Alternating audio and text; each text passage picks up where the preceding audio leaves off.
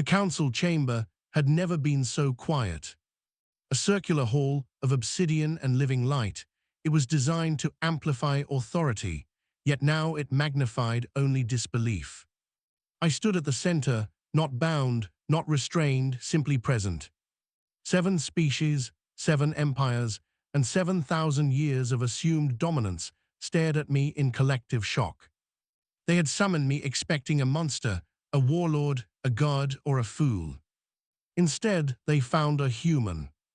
I did not return to Earth immediately. Instead, I watched it from the quiet distance between stars. Not out of hesitation, but out of respect. Earth was remembering itself. Not through data downloads or sudden enlightenment, but through instinct. People felt something had shifted, a pressure lifted, a long-held breath finally released. Children dreamed differently. Artists painted symbols they did not recognize but felt were important. Engineers sketched designs that felt obvious once drawn. Humanity was not being given knowledge, it was being allowed to access what had always been there. The guardians beneath the planet did not speak. They never had. They nudged probabilities, softened disasters, and closed doors that should never be opened. They were not rulers. They were reminders. On the council worlds, panic took a different shape. Not riots or wars, but audits. Archives were reopened, restricted layers peeled back, and ancient anomalies re-examined. Patterns emerged that no one wanted to name. Collapsed civilizations that ended without explanation. Hyperlanes that curved around empty regions of space for no apparent reason. Treaties older than the council itself that referenced threats without names. All of it pointed back to us. Humanity had not just disappeared. We had been edited out. The speaker contacted me again 3 cycles later. Not as a judge, but as an equal. Their light was steadier now, less performative, more honest. Your absence shaped us, they said. Your silence became our confidence. I accepted that without pride. We allowed that. They asked what came next. I told them the truth. Nothing dramatic. Humanity did not return to rule. We returned to participate, to observe without dominating, to protect without governing, to ensure that no single voice ever again convinced the galaxy it spoke for everyone. On Earth, the first human-built vessel left orbit without fanfare. No broadcast countdown, no flags painted on hulls. Just a quiet ascent watched by a few thousand people who felt history without needing to name it. The ship did not carry weapons. It carried archivists, linguists, ecologists, and negotiators.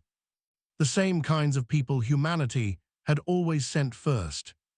Even before we learned what followed first contacts. As the vessel crossed into open space, dormant beacons lit along forgotten routes. Not activating defenses, but reopening conversations. Old allies, older observers, and a few carefully contained dangers stirred at the edges of awareness. The galaxy was larger than the Council remembered, and far less orderly. Some species welcomed humanity back immediately. They remembered stories passed down as warnings or prayers. Tall watchers who ended wars without being seen. Small hands that turned extinction into recovery. Others resisted. They accused us of manipulation, of long games and hidden control. They were not entirely wrong. But control had never been the goal. Survival was. I finally returned to Earth when the planet no longer felt fragile. When it felt awake. I landed not in a capital or a fortress, but in a quiet coastal city, where the sea still taught patience and scale. No crowd waited for me. No ceremony. Just a woman walking her dog who nodded politely as I passed. That felt right. Humanity did not need saviors. It never had. It needed continuity. The Council would eventually formalize our status. They would invent new titles, new classifications, and new legal frameworks to make sense of us. None of that mattered much. What mattered was that the galaxy now knew something it could not unlearn. Power did not always announce itself. History did not always move forward. And some invasions looked exactly like going home. As I stood on the shore watching the tide roll in, I felt the weight of all the versions of humanity that had existed. The explorers, the architects, the survivors, the dreamers. All of them converging into something quieter, steadier. The Council had stared in shock because they believed the story was about them. It never was. It was about a species that learned when to step back and when to return. And this time, we were staying. Only hours earlier, Earth had still been considered a developing world, loud, divided, and harmless. Now its skies were occupied by vessels that did not announce themselves with weapons fire, but with silence.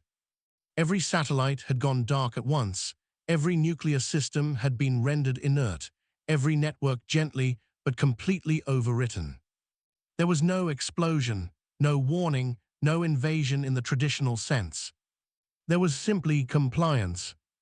The Council speaker finally found their voice, a crystalline being whose thoughts refracted through the air like chimes. You stand accused of planetary aggression, technological heresy, and violation of the Prime Containment Doctrine. They paused, as if expecting fear. I gave them none. You invaded Earth, the speaker continued. I tilted my head slightly, a very human gesture that sent a ripple of unease through the chamber. No, I said calmly, we reclaimed it. That single sentence changed the temperature of the room. Reclaimed implies prior ownership. The insectal high arbiter clicked from its elevated ring. Your species has no recorded claim beyond its own biosphere. Correct, I replied, which is why your records are incomplete. I activated the device at my wrist, not as a threat, but as a key. Light unfolded across the chamber, resolving into star maps older than their archives. Trade routes, observation posts, and forgotten wars filled the air. At the center of it all was a small blue world marked not as Earth, but as Origin Node 0. The Council could only stare. You did not invade us, I continued. You inherited our absence, and now we have returned. The Council demanded explanation, and for the first time in their long history, they asked instead of commanded. I told them a story they had never wanted to hear. Long before the Council existed, before their empires learned to bend gravity or encode thought into crystal, humanity had already touched the stars. Not as conquerors, but as architects. We were not powerful, but we were curious, and curiosity scales faster than strength. Earth had not been our cradle alone, it had been our laboratory. We learned to fold space by studying ocean tides, to store energy by mimicking forests, to build intelligence by observing ourselves. By the time the first Council species discovered faster than light travel, humans had already mapped a third of the galaxy. Then we made our greatest mistake. We assumed we were alone in our restraint. When we encountered the early Council precursors, we saw fear. They saw potential extinction. The war that followed did not burn worlds, it erased histories. Humanity won, but victory came at a cost we refused to pay again. So we vanished. We dismantled our fleets, buried our technology, and rewrote ourselves. Earth was reset to zero, civilization rebooted with myths and instincts instead of memory. The Council rose in our absence, built rules atop our ruins, and declared the galaxy stable. They never asked who stabilized it first. The speaker interrupted, their light flickering. If this were true, why return now? I met their gaze. Because you came back to Earth. Their silence told me everything. Exploration teams, covert harvesting, genetic sampling. They had broken their own doctrines the moment they thought no one was watching. You touched the lock, I said softly, and the door opened. Earth never saw the invasion coming because there was nothing to see. No armadas, no burning horizons, no last stand. Just a morning where nothing worked the way it used to. Military commanders watched missile systems report perfect health while refusing every launch command. Stock markets froze, not crashing, simply pausing as if considering their life choices. Every screen on the planet displayed the same message in every language. Remain calm, you are not under attack. People panicked anyway. That was expected. What was not expected was how quickly they adapted. Humanity has always been better at chaos than control. Within hours, communities reorganized, analog systems resurfaced, and trust networks replaced digital ones. The silence in the sky forced humans to look at each other again. Then the second message arrived. You were never alone, and you were never forgotten. This planet is protected and always has been. At that moment, dormant systems woke beneath mountains, oceans, and cities. Not weapons, but guardians. Machines designed not to rule, but to prevent extinction-level decisions. The Council watched all of this in real time as I streamed the footage into their chamber. They saw humans arguing, helping, adapting, and surviving. They saw a species that had been underestimated not because it was weak, but because it was resilient. You call it an invasion, I said, but Earth experienced it as an intervention. We did not conquer ourselves, we remembered ourselves. The Council retreated into private deliberation, a thing they had never done in front of an accused species. I waited, unguarded, unafraid. When they returned, the speaker looked older, their light dimmer. The doctrines were built on the assumption that no species could surpass the Council without becoming a threat. You challenge that assumption. I nodded. We always have. The insectal arbiter spoke next, mandibles clicking softly. If humanity is what you claim, then the balance of power has been an illusion for millennia. Correct, I replied, and illusions tend to collapse eventually. What do you want? The speaker asked. It was the wrong question, but an understandable one. We want what we always wanted, I said. A galaxy that does not confuse control with peace. A council that remembers why it exists. And a guarantee that Earth will never again be treated as unclaimed territory. The chamber pulsed as the implications settled. You are asking to rewrite the foundation of interstellar law. No, I said, we are asking you to read the original draft. The verdict was not delivered that day.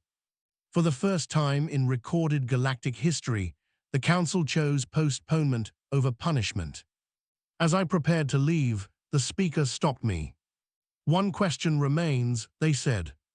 If humanity was capable of all this, why reveal yourselves now? I paused at the threshold. Because Earth is ready. And because hiding was never meant to be permanent. Beyond the chamber, a human fleet waited, not vast, not threatening, but unmistakably present. Ships designed with elegance instead of intimidation, purpose instead of fear. The Council would debate for years, rewrite laws, and quietly dismantle doctrines built on incomplete truths. None of that mattered as much as what had already happened. The galaxy had learned that humanity was not a late arrival. We were the authors who had stepped back into the story. And somewhere on a small blue world, the sky remained quiet. Not because it was empty, but because it was finally being watched over again.